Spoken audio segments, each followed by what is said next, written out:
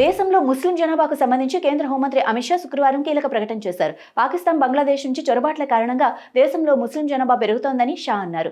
దేశంలో ముస్లిం జనాభా 24.6% పెరిగిందని, హిందూ జనాభా 4.5% తగ్గిందని కేంద్ర మంత్రి స్పష్టం చేశారు. సంతానోత్పత్తి రేటు వల్ల ముస్లిం జనాభా పెరగలేదని, చొరబాటు వల్ల పెరిగిందని స్పష్టం చేశారు. దేశం మత ప్రాతిపదికన విభజించబడిందని, అయితే భారత్కు పాకిస్తాన్, బంగ్లాదేశ్ రెండు వైపుల నుంచి చొరబాట్లు జరిగాయని, దీని ఫలితంగా జనాభాలో ఇంత మార్పు వచ్చిందని అన్నారు.